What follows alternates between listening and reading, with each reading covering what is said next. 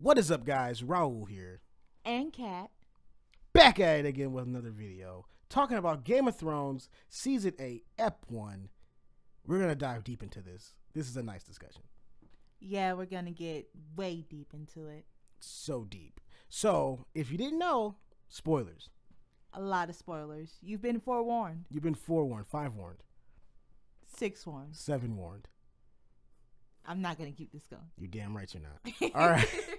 All right. So, after the longest break in the entire world, Game of Thrones is finally back. Yeah, it's been a while. How do you feel about that? Are you happy? Do you feel that shit? I am so excited. So, we're going to go through this episode and try not to be as long as we possibly can here. So, starting off, Kat has her phone full of all these tidbits and things we're going to talk about. Kat, what's the first thing that happened in this episode? So, first thing that happens is everyone, comes to Winterfell. Jon, Daenerys. Everybody. The Hound. The Dothraki. Right? And they're cold as shit. Freezing. The dragons. Tyrion. Gendry. Everybody. They're all there. Everyone's here. It's nice warm awakening. Well, it's cold. Not really warm, but Dany shows up and Sansa's not happy. Yeah, neither are the people at Winterfell. No one likes her. I understand it because they don't have a problem with queens, but she did nothing to you. Nothing at all. She brought nice soldiers and dragons. I mean, the dragons are pretty scary, though. So, and next thing. And next we have Jon having to answer for his bending the knee to the queen. Yes, we have a big discussion here. Everybody is like, what the hell? The Lady Bear of Winterfell is tripping. She's like, no, I'm not giving, I am not putting up with this shit. I bent the knee to you. Yeah, I didn't bend the knee to this hoe. Yeah, so he has to try to make everybody feel comfortable, which I'm to be honest here, it's kind of easy because he has an army and dragons. Yeah, everybody's sort of throwing a fit about it. Sansa's being a little bit of an asshole. But do you still think this is because, I still think it's because no one has seen the White Walkers but Jon. Yeah. I feel like once the shit starts, they're going to be like, damn, we need these dragons. Jon's just here like, none of this matters. None of what you're talking about matters.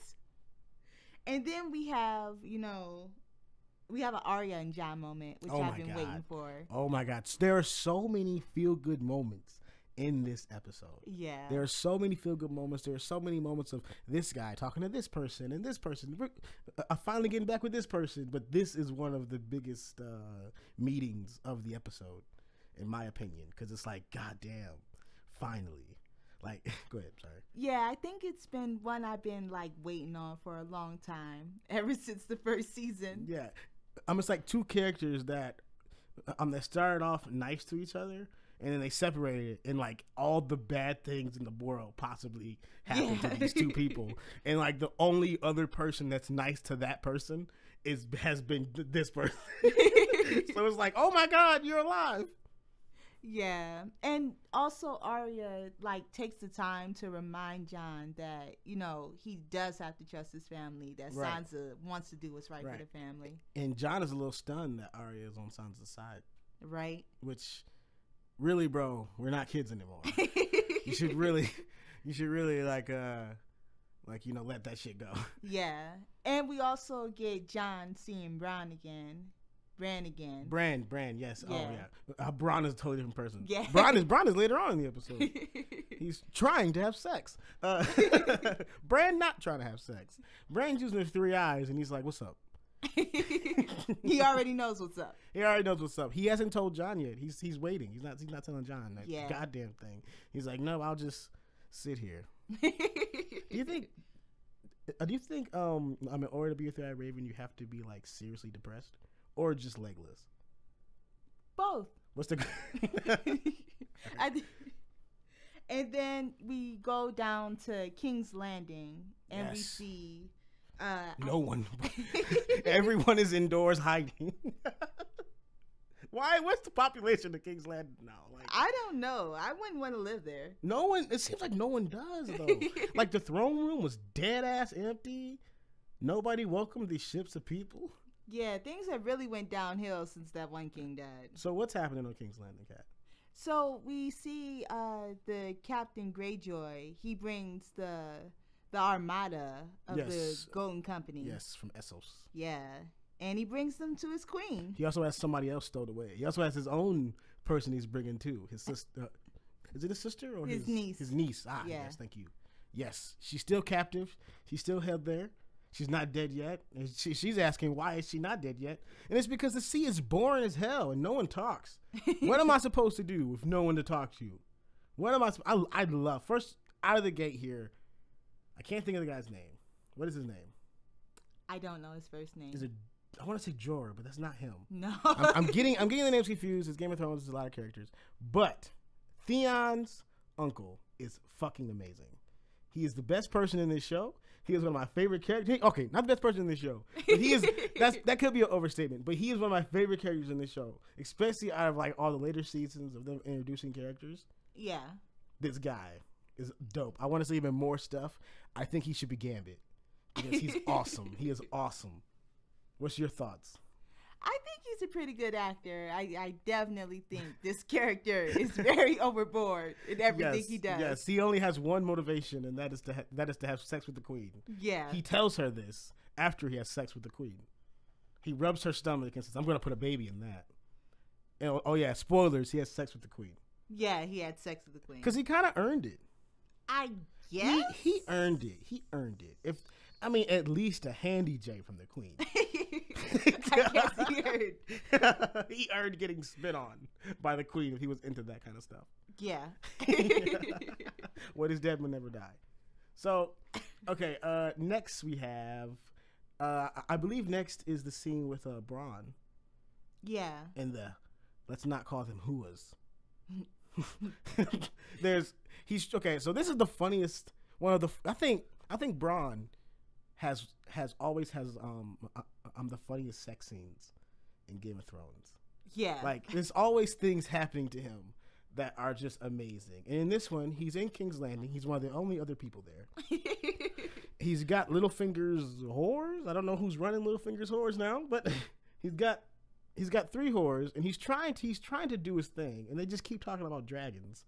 And how dragons are fighting them, and they're burning people alive, and it's really awkward. Melting people's face off. Somebody has no eyelids now. Right.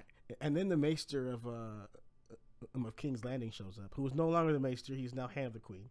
Yeah. He's like, yo. That's sick freak. We got a shit ton of gold in a carriage outside. All you got to do is take this badass crossbow that killed the king. Or not the king. That killed Tywin Lannister while he was taking his shit. And then kill your brothers. Cersei Lannister wants him to kill both her brothers for treason. He has a ton of gold. I don't think he will do this. I don't think he will do this either. He took the gold. Of course he took the gold. I definitely think he should have took the gold. Yes. I'm excited for him to get to Winterfell. Because I don't feel like he'll be fighting. Do you feel like he'll be fighting in the war with the White Walkers on Winterfell? I feel like he'll come after. Yeah, I think he'll get there after. He's just a smart son of a bitch to not just run into a fight. That's just him. Yeah. But then again, if you need somebody to shoot down a frost drag, you're only calling him. He's the guy. But I'm sorry. Next, I believe. Oh, sorry. Go ahead. Oh, also, we find out that the Golden Company didn't bring the war elephants. Oh yes, thank you. God. The Golden Company did not bring war elephants because they do not operate good on water. Thank God. Okay, but next I believe we have Theon Greyjoy storming the ship, saving his sister, finding his balls, and he gets a nice headbutt from his sister because he's like, "Fuck you for leaving me," and jumping off the boat like a coward. A well-deserved headbutt. A well-deserved headbutt. But then he saves her. They're on their way. He wants to go to Winterfell, but she's like, "No, we gotta go home. We're going back to the Iron Islands because when the White Walkers win, it's one place they can't go." Yeah, except they have a dragon. Except they do have a dragon. So technically, he could bring like 3 of them at a time. Yeah, we make trips. But or just burn it down with ice fire. Right. I'm gonna call Seth Rollins and he'll get that shit out of here. Anyways, Theon really wants to go back to Winterfell, so she allows him to go. So Theon on his way to Winterfell. Good. I like this. Yeah. He needs redemption. More redemption. I agree. I don't know if there will ever be enough redemption for Theon, though. Right. And then we go back to Winterfell and we see Arya, and she gets into an awkward conversation with the Hound. Yes, the Hound. And last we left these characters, he was bleeding. She robbed him as she told him. Yeah. He left him for dead. And we get a heartwarming scene because it's like they're awkward to each other, but you can see the Hound is happy. Yeah. He calls her a bitch, but it's a nice bitch. Yeah. And then we get Arya talking to Gendry, which is another warm moment. Oh my goodness, Gendry. I know, right? Oh. He's working 9 to 5, 80 hours, double shift. Hey, I just want to say. He gets no breaks. I just want to say, it's going to be a lot of people making mouths and words about, kings and titles. And I just want to say, if Gendry brings his punk ass up, he needs to sit back down, okay? I think Gendry is the perfect man for Arya. They should do that. They should do that. Unify those houses. I don't think they should unify do that. those houses. It would be nice though, because yeah. Because Robert was engaged to. See, it would be. See, it all makes sense. Poetic. Don't do that. Do though. it. Don't do that. Do it. She don't need no man. She needs it. She don't need no man. She needs something because New Mutants isn't coming out. So, okay, but Arya asked Gendry to make her. It looks like a bow. Yeah. Looks like a bow or a shaft. It looks like it goes in two pieces, though. Yeah, and it's a little weird because it's like, why would she ask him to make a bow? I feel like she can get a bow from anywhere. I feel like if anything, she'd ask him to make like I want to say dragon glass arrows, not a bow. What's the bow gonna do? Dragon glass bow. What the fuck that's gonna do? I mean, he makes some sick shit. So. I mean, yeah. But okay, so next scene I believe is Jon gets to take a trip on some dragons. Oh yes, it's date time, date night. Yeah. The dragons are hungry, and this is the first sign that Jon is a Targaryen. I mean, like, come on, right? Because they're kissing. Next thing you know, the dragons is like, "Ride me, bro," and he's like, "Hell yeah!" He's like, "How do I ride dragon?" She's like, "Shit, don't nobody know how to ride dragon."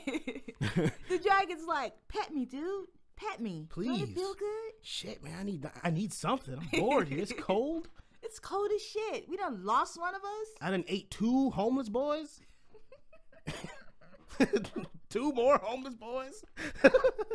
But Jon rides a dragon, and first sign that something's weird here, but Daenerys doesn't see it. No one sees it. He ends up taking her to his F spot in his F pad with all the waterfalls because Lady Boy Jon Snow knows nothing. I don't know why. But anyways, so Jon Snow knows nothing. So this is all weird, and they end up doing it in front of the dragons. Because the dragons like to watch. Yes, even more of the reason that Jon is in there. It's perfect. She's in love with him. I think she loves him more than Khal Drogo. I mean, it could be a lot of discussion on that because one of them like brought her as a slave, and it's really weird. But, true, but one of them is also Aquaman. Yeah, and one of them killed her brother for her. Oh yeah. I mean, but the other one, I mean, is her nephew. But the other one, she got to have sex on top. Jon didn't kill her brother. All right, next. Since that was awkward enough.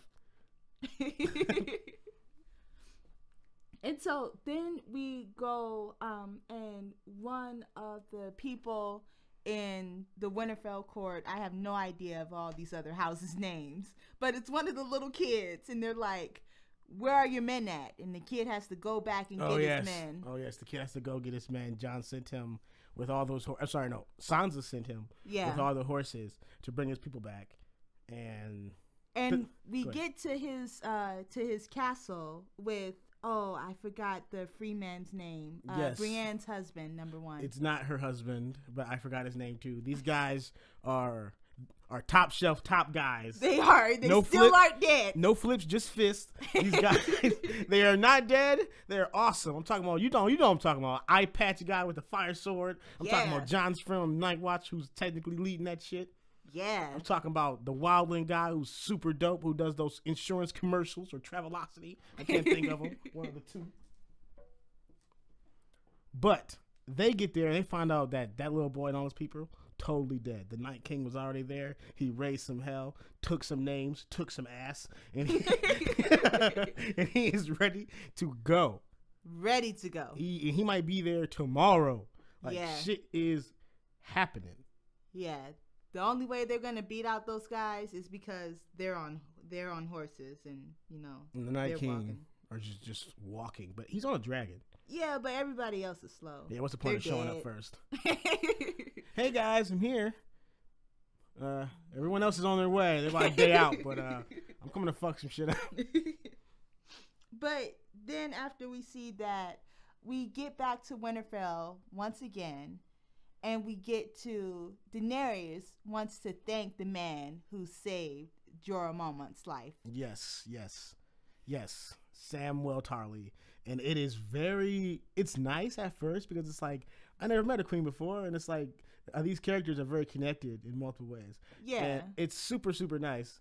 But then you find out that she killed his father, and he's shooken by this. But he's like, oh, my father was kind of a dick. It would be nice It'd be nice to go home. And then he finds out that I also killed your brother. Yeah. And that kind of rocks him to his core. He's shooken. He's sad. He's crying. He has to be excused. It's really awful. I felt really bad for Sam right then and there. And I think all characters in that scene kind of felt bad to even have that scene. Yeah. They were like, shit, I didn't mean to. Damn.